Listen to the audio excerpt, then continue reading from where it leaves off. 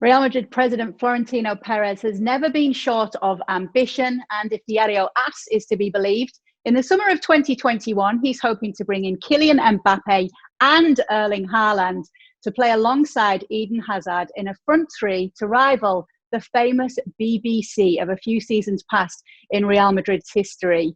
Joining me now, Ale Moreno. Let's talk a little bit about this then. Can you actually see him, Florentino Perez, bringing in both of those players in the same window? Because let's not forget, in 2009, we saw Cristiano, Kaká, Benzema, even Xabi Alonso all come in at the same time. Yeah, but we're gonna be coming off the backdrop of a pandemic and COVID-19, and what sort of effect does that have in the economics of the game, and what kind of effect does that have on a team like Real Madrid? Even a club like Real Madrid will suffer some consequences because of the fallback of what this has been and the fallout of the whole pandemic. And so I think the world market in terms of soccer transfers is going to change dramatically, at least for a little while longer. And I think that will affect the decision-making process for even big clubs like Real Madrid, Barcelona, so on and so forth. And so while he may think this is what he wants, I would also suggest you need to know exactly what you're going to get from Eden Hazard first, and then start building around that. Because if all we have is the evidences that we have seen so far from Eden Hazard at Real Madrid, it's been underwhelming. And so just be careful as to how you go about building a team and thinking, well, we already have Hazard, we only need a couple more pieces and we're set. Well, I don't know if Hazard has been the answer that you were looking for so far. So you got to know what your financials are, and you also got to know what Hazard is all about. And then from then you can make decisions. Do you think he'd like to recreate a trident like the famous Bale-Benzema, Cristiano BBC that we did see? Do you think that changed the way that Real Madrid look at trios going forward?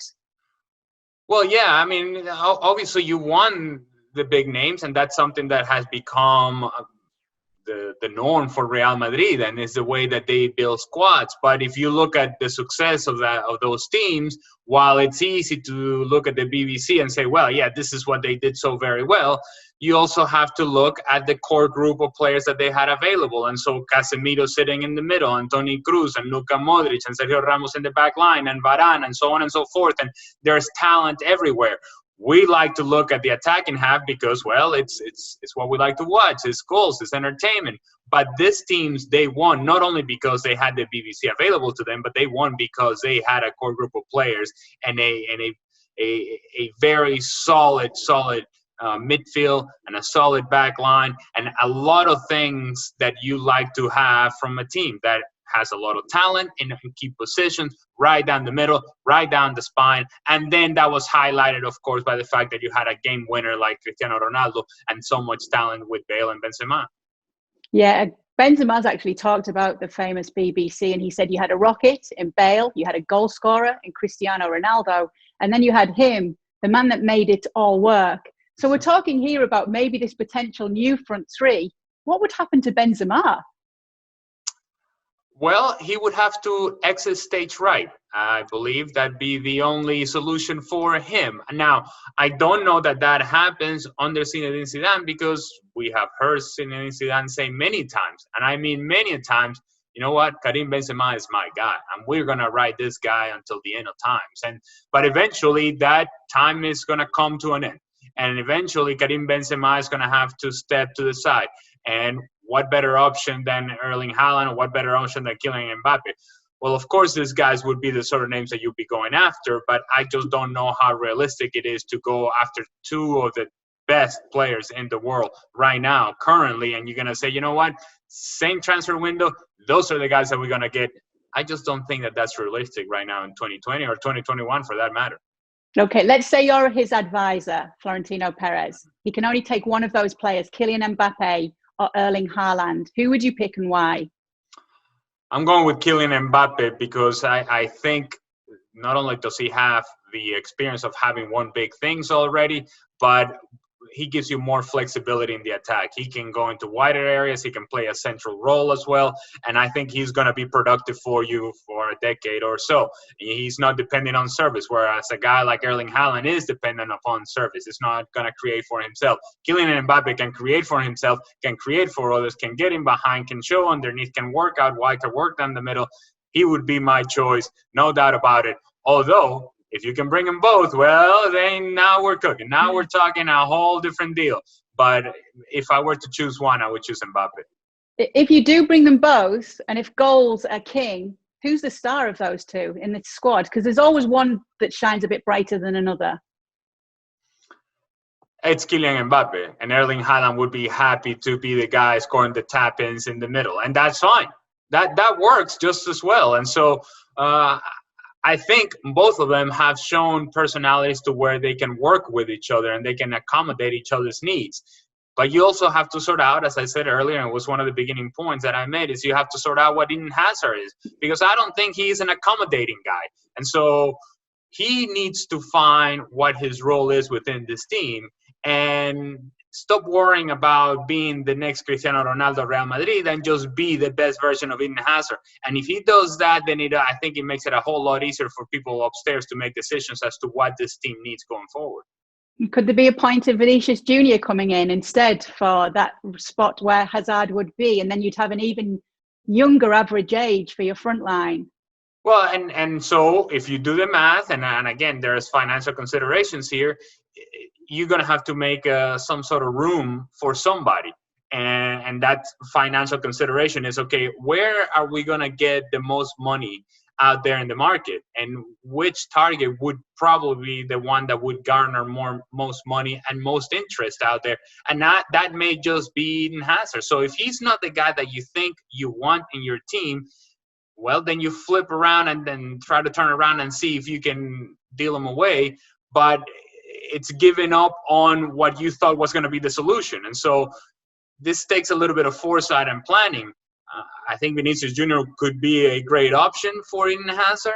However, you bought Eden Hazard for a reason, because you thought he was the answer to your problem. And so maybe you give him the rest of the season, maybe you give him into the summer and see what happens. You're going to bank on Eden Hazard because you made an investment. But in a club like Real Madrid, as we know, they don't have a whole lot of time for you to make it work. So if it doesn't work for Eden Hazard sooner rather than later, then I think they move on to whatever the next plan is. And in order to accommodate Mbappe and Erling Haaland, you have to free up some money. And that money may just come from selling Eden Hazard. When you have a player, let's just say this went ahead and he did bring Kylian Mbappe and Erling Haaland in, on an individual level, does it help or hinder your chances as a player to, say, be going for a Ballon d'Or if you're playing with another superstar in the squad? Like we saw Neymar leaving the MSN at Barcelona in the hope that he could go on to rival players like Messi for that award. Yeah, and that's worked out very well for Neymar, hasn't it? Yeah, what a good choice that was, Neymar. Fantastic, buddy. It's gone great for you.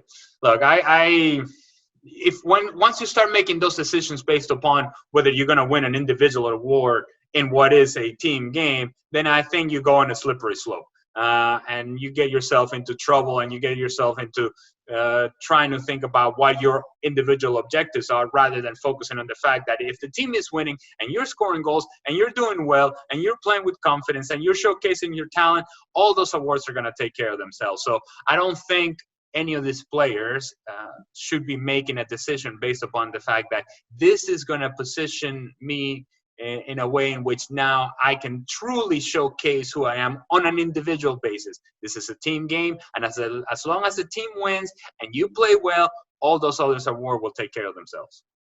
Can the BBC be topped, their achievements and just how they were as a threesome?